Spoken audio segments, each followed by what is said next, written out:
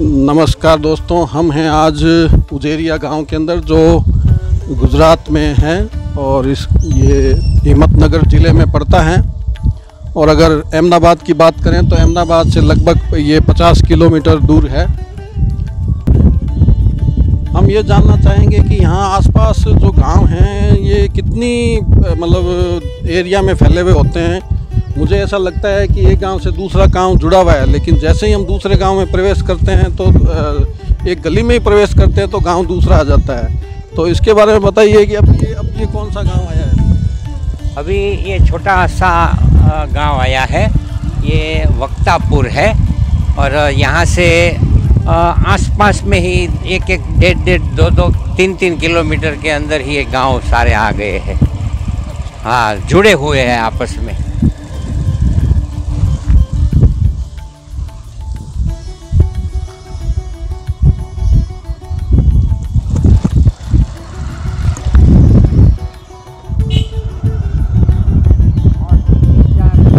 तीन 4 हज़ार की आबादी है। अच्छा। और सभी का काम मेन मुख्य कार्य होता है खेतीबाड़ी और दूध पशुपालन का। अच्छा। डेयरी में सब दूध भर देते हैं और उस पर गुजारा होता है।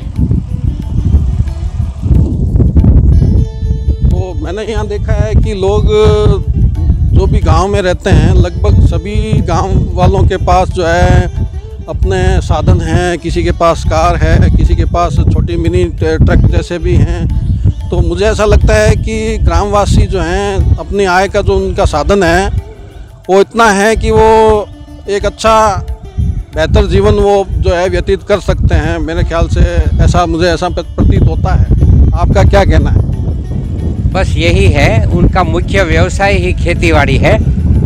खेतीबाड़ी के साथ साथ ये पशुपालन का भी व्यापार करते हैं। दूध का मंडली में दूध भरते हैं और उसकी इनकम से ये अपना घर आजीविका चलाते हैं। आसपास हम देख रहे हैं कि काफ़ी सारे खेत हैं और काफ़ी अच्छी खेती भी नज़र आ रही है। हरियाली है, चारों तरफ पेड़ पौधे और हरा भरा वातावरण देखने को मिल रहा है। और आज मैं देख रहा हूँ कि काफ़ी गर्मी है और इस तरफ मुझे लगता है कुछ विशेष पौधे लगा रखे हैं। ये किस चीज़ के पौधे हैं? ये आम के पौधे हैं। किसी किसान ने ये आम की खेती के लिए लगाए हैं। ये वक्तापुर गांव में है। तो हम वक्तापुर गांव में, ये देखिए बोर्ड गुजराती में लिखा हुआ वक्तापुर। और हम की सड़कें भी बहुत अच्छी बनी हुई हैं, काफ़ी अच्छी सड़कें हैं। यहाँ पर कोई किसी प्रकार का मुझे टूटी फूटी सड़कें मुझे यहाँ नज़र नहीं आ रही है। बहुत ही अच्छी सड़कें भी बनी हुई है। तो सरकार ने यहाँ बहुत अच्छा काम किया है।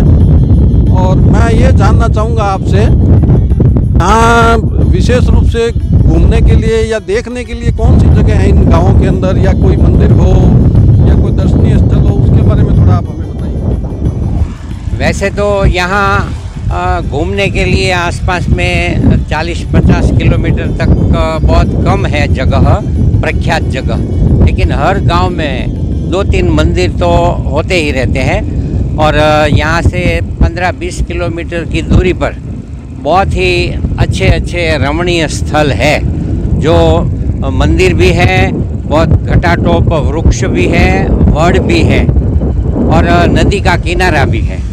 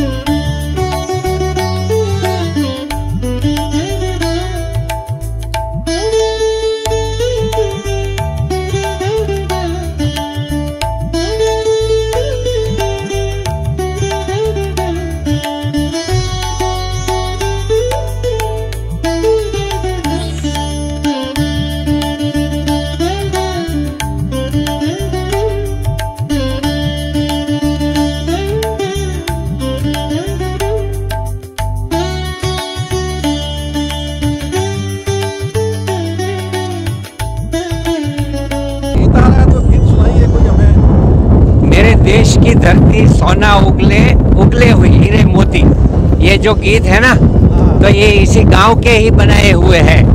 यहाँ के हर लोग, गांव के बुजुर्ग, बच्चे, छोटे बड़े, बहुत ही अच्छे, और यहाँ की खेतीबाड़ी भी बहुत ही अच्छी है। देखो ये सारी चारों ओर हरियाली ही हरियाली है। और रात को जब वर्षा हुई थी तो इस समय वातावरण बहुत ही अच्छा है, घूमने योग्य है, मौज आ रही है।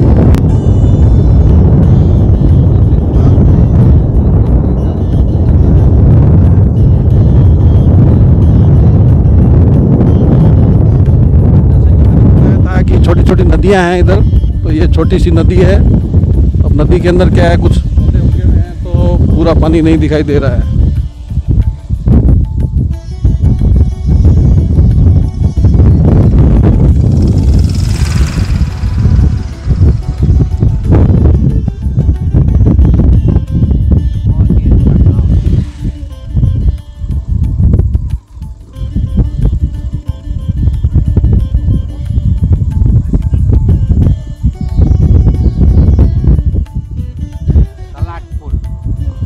ये तलाटपुर है।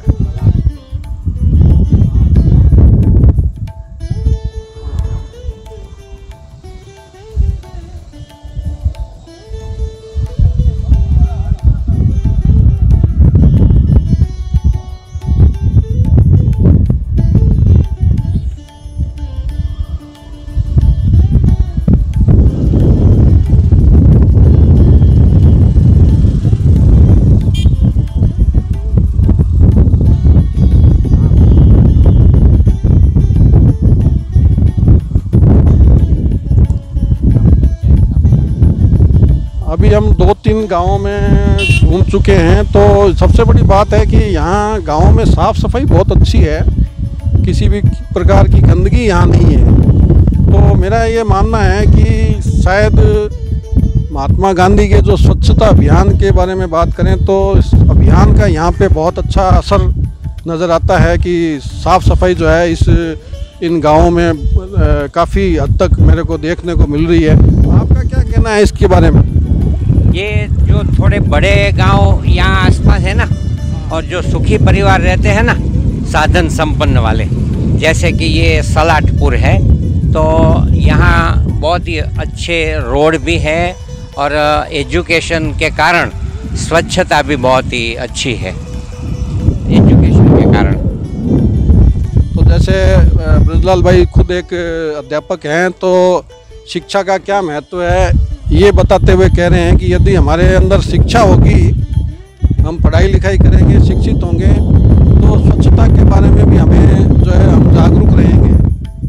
और स्वच्छता जहाँ है, हमारे शास्त्रों में लिखा हुआ है कि जहाँ स्वच्छता हो वहाँ देवता बसते हैं। तो यदि हमें अपने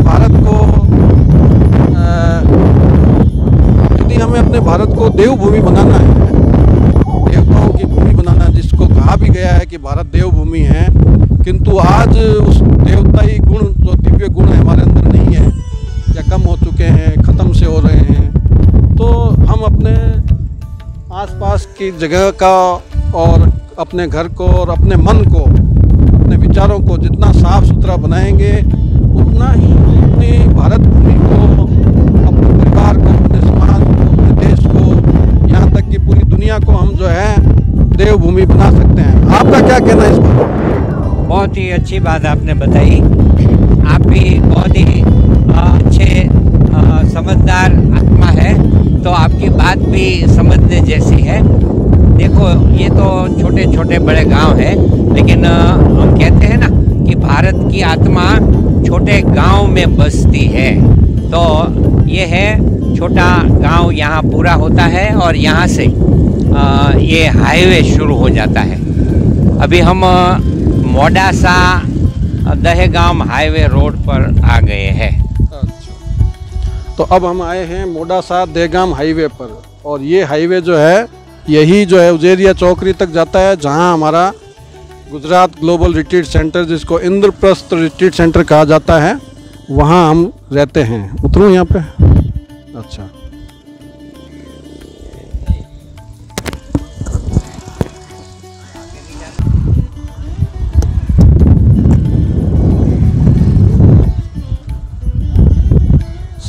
साथियों, वैसे तो हमारा वापसी का मूड था, लेकिन अभी हमने विचार थोड़ा बदला है और 1-2-3 गांव और हम देखेंगे। जैसे महात्मा गांधी ने कहा था कि भारत की आत्मा गाँव में बसती है, तो वास्तव में यहाँ के गाँवों को देख कर के मुझे बड़ी खुशी हुई कि लोग पशुपालन भी करते हैं, खेती-बाड़ी भी करते हैं और सबसे बड़ी बात है कि प्रकृति की सेवा करते हैं। मैंने इतने खेत देखे हैं, लेकिन और प्रत्येक खेत के अंदर मैंने पेड़ जरूर देखे हैं। ऐसा नहीं है कि कोई खेत के अंदर पेड़ नहीं हो, पेड़ हर खेत के अंदर नजर आता है। और ये तलातपुर की हाई स्कूल है, हम निकल गए थोड़ा आगे और ये आगे से देखिए। अब ये हाई स्कूल के अंदर भी आप देखिए हरी भरी है और अंदर थोड़ा सा हम देखें तो चित्र वगैरह भी बने हुए हैं दीवारों पे, भित्ति चित्र हैं जिसको वॉल पेंटिंग कहते हैं। तो यहाँ बच्चे पढ़ते हैं और स्कूल की हालत भी बहुत अच्छी है, ऐसा नहीं है कि जर्जर अवस्था में है। और इस तरफ हम देखते हैं कि ये मूंगफली की खेती भी यहाँ होती है। ये